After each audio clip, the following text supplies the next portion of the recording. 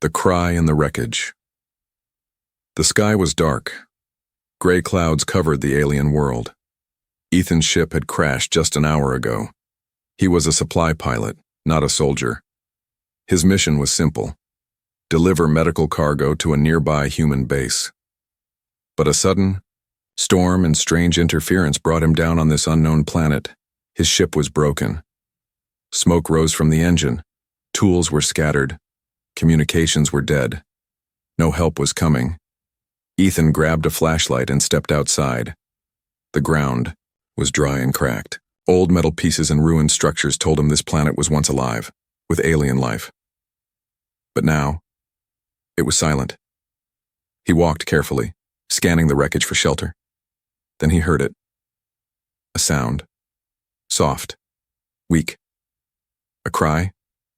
Ethan froze. He heard it again, like a whisper carried by the wind. It wasn't human, but it wasn't far.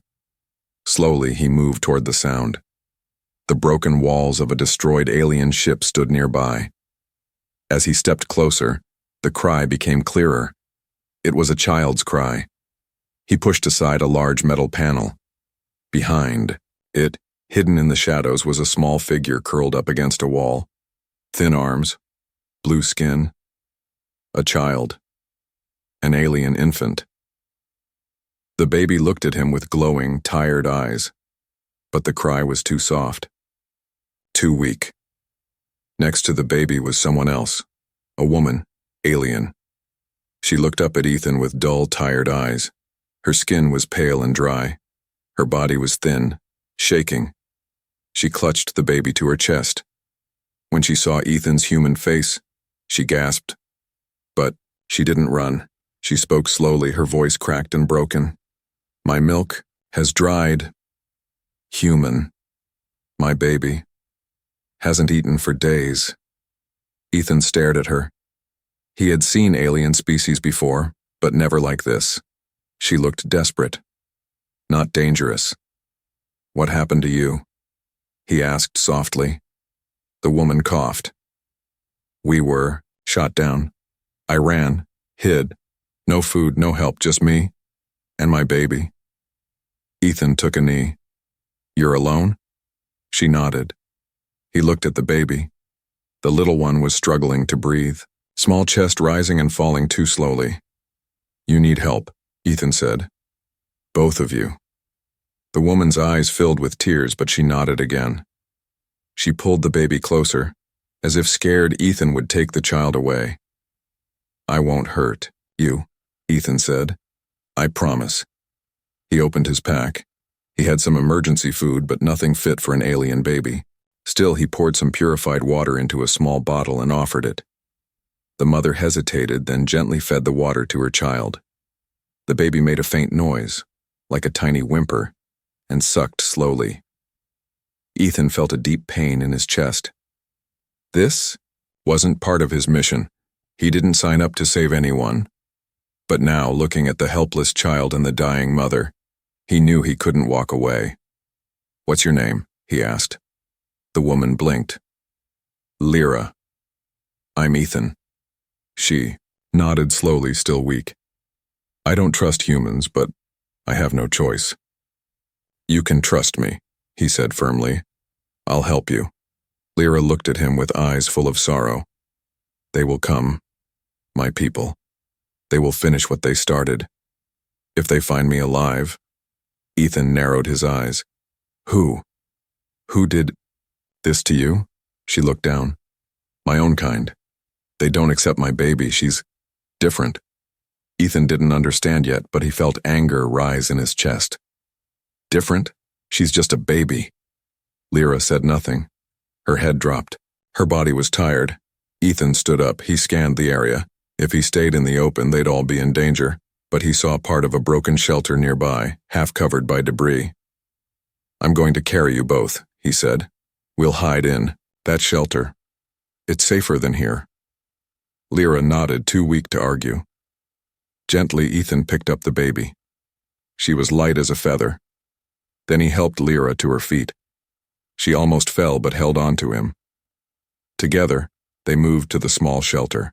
Inside it was cold and dusty, but better than the open air. Ethan laid down his emergency blanket and sat with them. The baby was sleeping now, but her breathing was still weak. Ethan looked at the stars above through a broken roof. He thought he'd crashed into a dead planet, but he'd found life. Real, fragile life.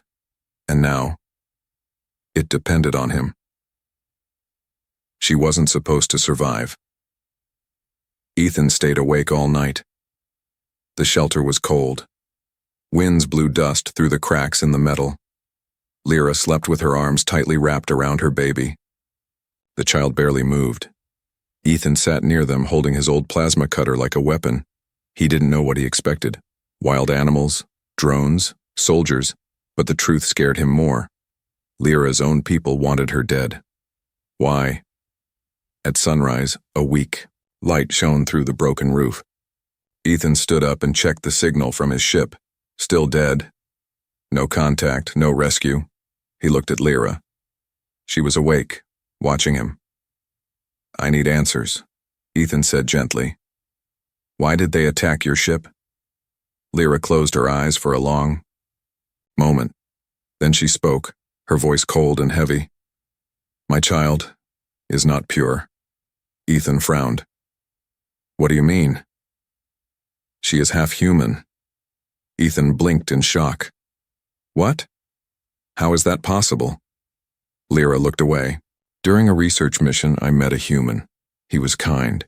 He saved my life once. We hid our relationship. But when I became pregnant, I was cast out. My people called it betrayal. They tried to erase the mistake. They destroyed our home.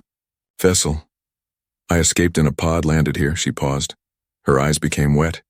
"They weren't hunting us. They were cleansing us." Ethan was speechless. The baby, the tiny helpless girl, was hated just for being born. He clenched his fists. "That's not right," he said quietly. "She's just a baby." Lyra nodded slowly. "But in my world, bloodlines matter more than kindness." Ethan looked down at the little girl. Her skin was lighter than Lyra's. She had soft spots on her forehead where tiny ridges had started to form, something alien yet beautiful. He couldn't imagine someone wanting to kill her. "What's her name?" he asked. Lyra hesitated, then whispered, "Seela." Ethan smiled slightly. "Seela, she's going to live. I promise you that." Lyra looked at him with tired eyes. "How? We have no food, no energy.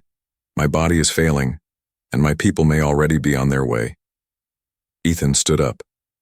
"Then I'll find something. Anything." "There's nothing left here," she whispered. "Let me be the judge of that." Ethan grabbed his bag, checked his sidearm, and stepped out into the morning light. The air was thin but breathable. The ruins stretched across the rocky hills. He moved fast, knowing every second mattered. Hours passed. He found a broken outpost. Long, abandoned, half buried in the sand. Inside, old crates sat untouched. Most were useless, scraps and dried-out tech. But deep inside one metal locker, he found a small container marked in alien script. Food? He opened it. Nutrient packs, still sealed, still glowing. He grabbed as many as he could carry and rushed back to the shelter. Inside, Seela was crying again, dry and soft, almost silent. Lyra looked worse, pale, shivering. Ethan rushed to her side. "I found something. I don't know if it's safe, but..." Lyra weakly took a nutrient pack. She opened it and smelled it. This is from the old days. Emergency rations, safe for infants." She squeezed the gel into a small cup and gently placed a drop on Seela's tongue. The baby twitched, then slowly began to drink. A small sound escaped her lips. Not a cry. Something softer. A sigh. Lyra gasped. "She's drinking." Ethan sat back in relief. They had won a small battle. But then, a sound cut through the silence. Beep. Beep. A red light blinked on Ethan's wrist. "What is that?" Lyra asked. Ethan stared at the signal. It was weak, but clear. A proximity alert. Something or someone was scanning the area. He rushed outside, looking at the sky. Far in the clouds, a shape hovered. Small, fast, with blinking red eyes. A drone. Lyra crawled to the door. Her face went pale. "They've found us," Ethan looked at her. "We have to move." "No," Lyra said. "We don't have time. That drone already sent a signal. A strike team will come." Ethan gritted his teeth. "Then we run now. There is no safe place left. Then we make one." Lyra looked at him, breathing heavily. "Why are you doing this?" Ethan didn't even pause. "Because no one should die for loving someone." He looked at Sela, now asleep, finally fed. "She wasn't supposed to survive?" he said. "Then maybe that's exactly why she must." The baby's breath slows. The silence inside the shelter was thick.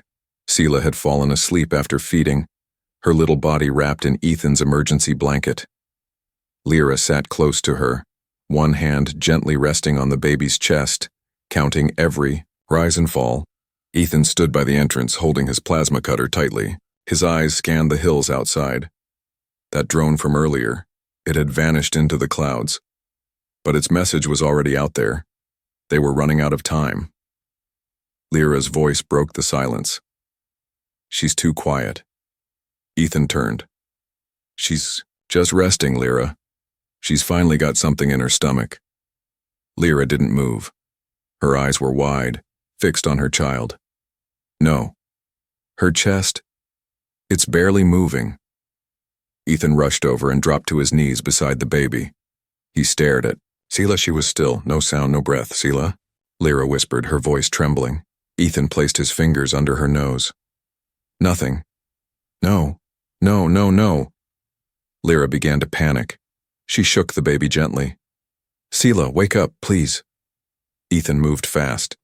He grabbed his med kit and pulled out a portable stim injector. It was made for humans, but he had no other choice. He pressed it carefully to the baby's small chest and fired the pulse. Sela's body jerked slightly. Still nothing. Lyra began to sob. She rocked back and forth, clutching her daughter's tiny hand. "Please, breathe. Breathe." Ethan leaned down and started doing gentle compressions. He didn't know if alien infants worked the same, but he followed human procedure. Come on, little one," and then a sound, a weak cough, a whimper. Sela let out a shaky, tiny breath. Lyra froze. The baby twitched, her lips moving slightly. Her chest rose, then fell, then rose again. Ethan let out the breath he had been holding. She's breathing. Lyra fell forward and hugged her daughter, crying silently. Ethan sat back, wiping sweat from his face. His hands were shaking. Not from fear, but from how close death had come. Too close, he looked at Lyra. "We can't stay here. She won't survive another night like this." Lyra looked up, still crying. "Where can we go?" "The drone called the hunters. We are trapped." Ethan took a deep breath. "We make a move before they arrive. We can't fight them, but maybe we can hide better, or find a place to send a signal." He stood up and walked to his pack.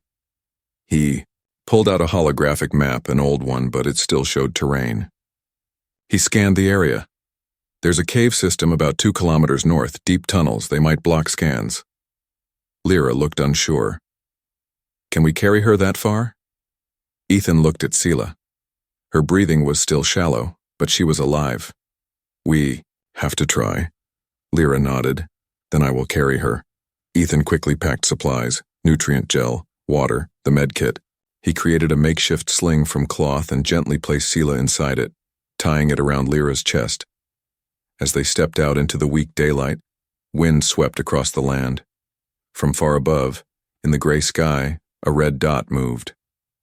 Watching, waiting. Lyra saw it and whispered, "That's a mark drone. It doesn't attack. It observes, but it never travels alone." Ethan narrowed his eyes. "Then we better disappear before its friends show up." They started moving. The land was rough, cracked ground, jagged rocks, dry bones of long-dead trees. Ethan stayed ahead, scanning for movement.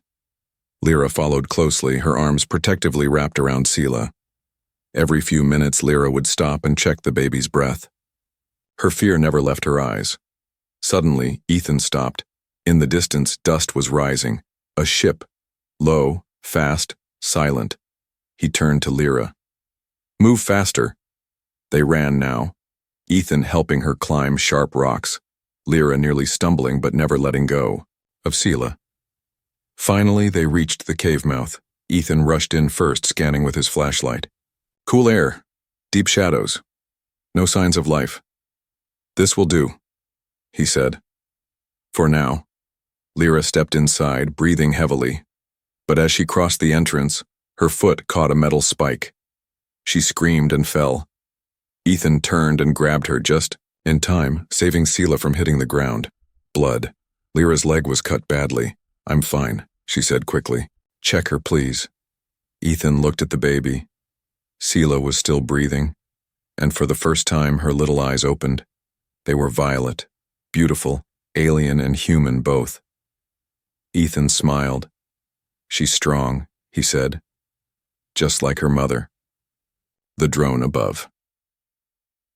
The cave was dark and cold. Water dripped from the roof in slow, hollow drops. Ethan had sealed the entrance with a metal sheet and some broken debris to block scanners. Inside, a small heater glowed, giving just enough warmth to keep Sela breathing steady. But the silence wasn't peace. It was the silence before something terrible. Lyra sat near the wall, her injured leg wrapped tightly in Ethan's last medical wrap. She hadn't eaten. She didn't ask for food. Her eyes never left Sela, who was asleep in a sling on her chest. Ethan paced the cave slowly. He was thinking. That red drone above them. He'd seen it before. Back during a failed peace mission, on Talon 4, those drones didn't attack. They watched, listened, and marked. He knew what that meant. A strike team was coming, and they weren't bringing handcuffs. They were bringing fire. "I think we have 2, maybe 3 hours," he said aloud. Lyra didn't react. Her hands gently stroked the baby's head. "She doesn't even know what's hunting her," Lyra whispered. "She hasn't done anything wrong. She's just born." Ethan's jaw tightened. "That's not a reason to die." He knelt beside them.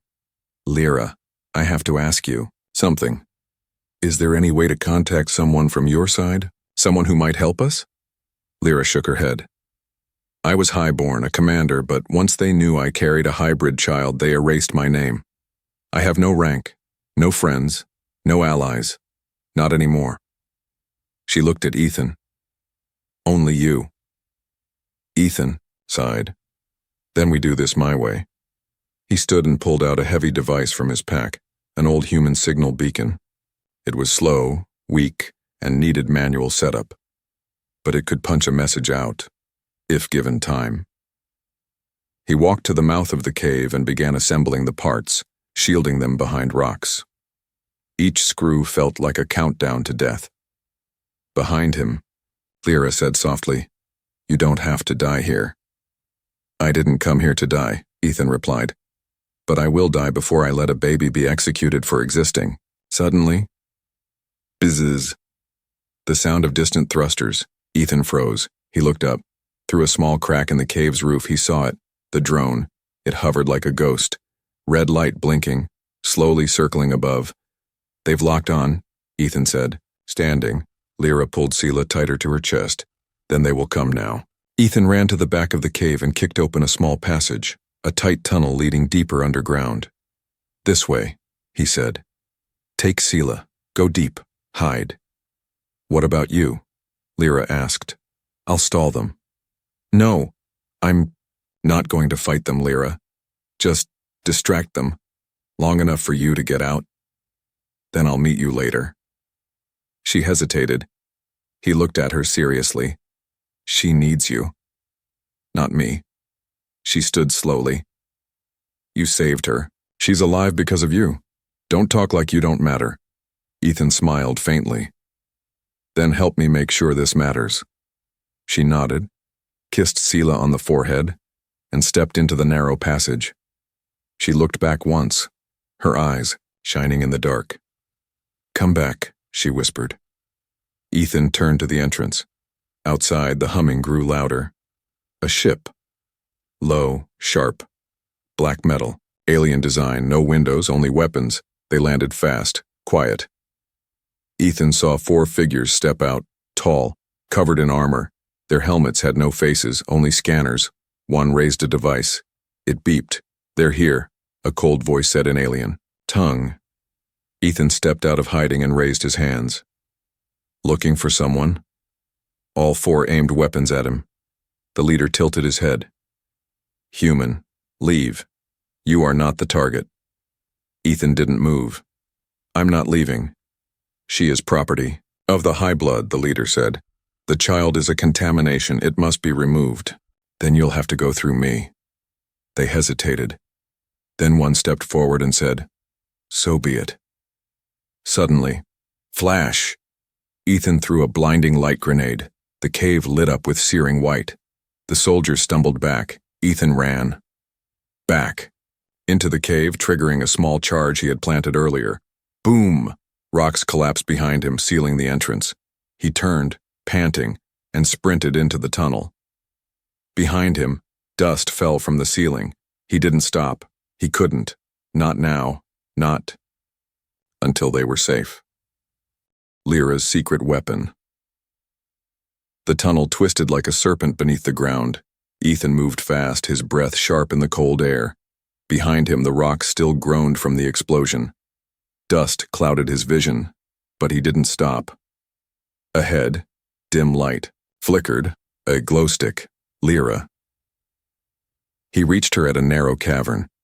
She was sitting with Sela in her arms, her back against a smooth wall of ancient stone.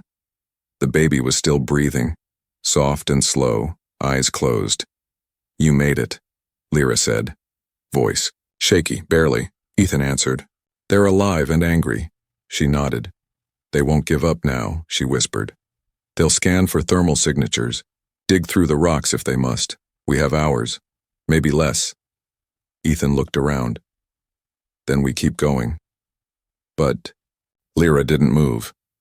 Instead, she stared at the wall behind her, smooth, metallic, different from the rough cave stone. She reached out and pressed a strange pattern of symbols. The wall hissed, then opened. Ethan stepped back, stunned. A hidden door. "What is this?" he asked. Lyra looked at him with a strange expression, part guilt, part hope. "This is where I was supposed to die." The door revealed a narrow chamber, small but filled with alien tech.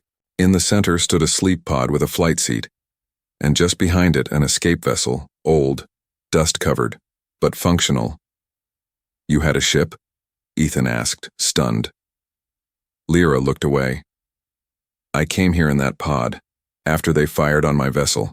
It was programmed to bury itself underground to avoid detection. I kept it secret. I didn't think I deserved to leave." Ethan stepped closer. "Why?" "I ran. I hid. I thought, maybe I should just let time take us. Let the child fade with me." She looked at Sela, then at Ethan. "But then you came, and you fought. For her. For us. You reminded me. I am still a mother. I still have something worth protecting." Ethan looked at the pod again. "Will it fly?" "It's old, but if we power it up, yes." He didn't waste a second. He stepped inside, checking the controls. Alien symbols blinked on the panel, but the interface was half human. She had reprogrammed it, maybe hoping, deep down, that this day would come. As Ethan began recharging the systems using his emergency core, Lyra placed Sela inside the small medical cradle built into the pod. "She'll be safe here while we start it up," Lyra said. The baby made a soft cooing sound and smiled, in her sleep. Then, beep, beep, beep. Ethan's eyes darted to the monitor. Thermal ping detected. "They're scanning underground now," he said. "We have 10 minutes max." Lyra moved to the rear compartment and pulled out something Ethan hadn't expected. A weapon. Not just any weapon, a commander's sidearm. sleek, silver, marked with the sigil of her rank. "You were high command," Ethan said. "I still am," she said quietly. "Even if they erased my name, I remember who I was." Ethan activated the launch sequence. The pod rumbled. Energy began building in the coils. Suddenly, boom, a shockwave hit the cave. "They're breaching the rock above," Ethan yelled. "We have to go now." But Lyra didn't move. "I'll hold them off," she said. "No, don't even think about it. You can fly the pod, you can get her out. But if they follow us into the tunnel, we won't make it. Let me buy you." You'll die." She gave him a soft, sad smile. "Then I die for something real. I gave birth to a future. Now I'll protect it."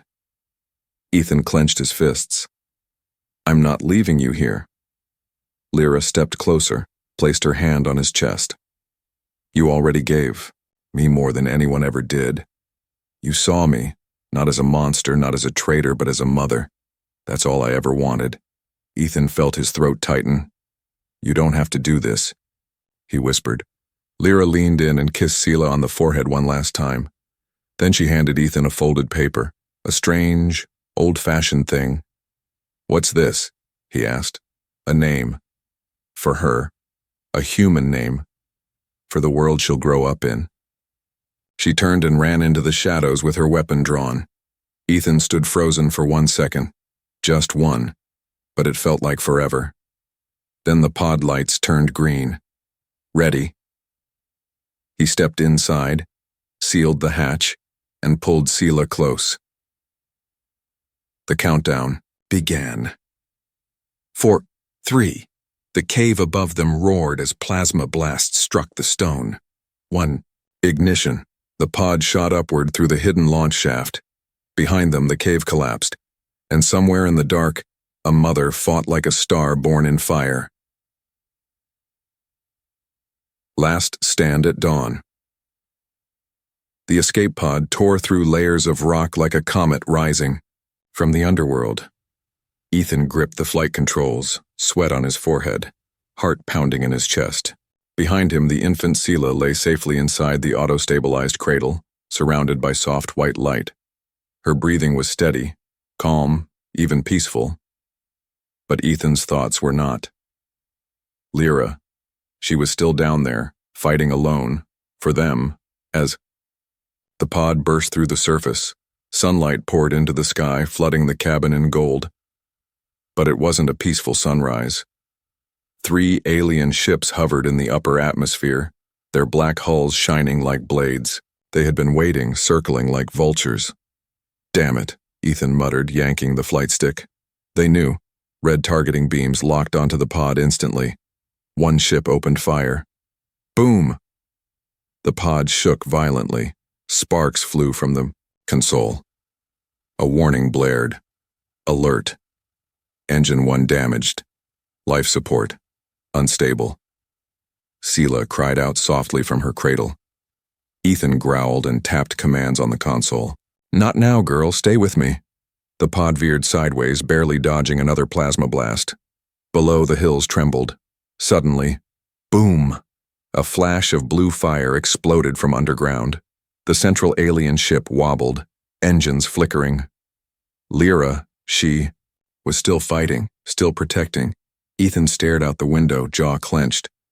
"You crazy woman, you're giving us a chance." The other 2 ships turned their attention downward, searching for the source of the attack. Ethan hit full thrust. The pod darted between the clouds, engines sputtering but alive. Suddenly, another hit. Crack. Metal tore. Smoke filled the cockpit. The console sparked and burst. Shrapnel ripped through Ethan's side. He cried out, falling back in his seat, hand pressing against the wound. Blood soaked through his jacket. Everything blurred. But then, a sound. A tiny, high-pitched giggle. He turned. Sela. Her violet eyes were open, and she was laughing. Not crying, not gasping. Laughing, despite the chaos around her, despite the smoke and fire and alarms. She looked at Ethan and laughed, a pure, soft, innocent laugh. And Ethan? He smiled through the pain. Yeah, I guess we're not done yet. With his free hand, he reached for the emergency nav stick. He couldn't see clearly, but he knew what to do. He guided the pod toward the nearest moon, a small ice-covered body named Arca 7, used long ago as a neutral landing field. He pressed the auto-landing sequence and whispered, "Hold together, old girl. Just a little longer." The pod shook as it entered the moon's thin atmosphere. Ethan's eyes were heavy. He could feel darkness pulling at him, but he kept looking at Sela, and she kept smiling. Impact. The pod hit the ground hard. Snow flew in all directions. Ice cracked beneath the weight. The landing struts bent, then held. Inside. Silence. Only the soft breathing of a child, and the weak, shallow breath of a human. Hours later, a transport vessel landed near the smoking wreck. 2 medics rushed in, followed by a human officer in battle armor. They found Ethan slumped in the pilot chair, barely alive. His hand still rested over Sela's cradle, like a final act of protection. This baby was awake, alive, and clutching the folded paper Lyra had given him. The officer opened it. Just one word was written in both alien script and human letters. Hope. A new family among stars. The stars outside the medical station window moved slowly, like silent guardians watching over a sleeping world. Ethan opened his eyes. White lights. Clean sheets. A soft beep echoed beside him. He was alive. His side ached, heavily bandaged. His body was weak, stitched back together by military medics, but he didn't care about the pain. Only one thought filled his mind. Sela. He turned his head.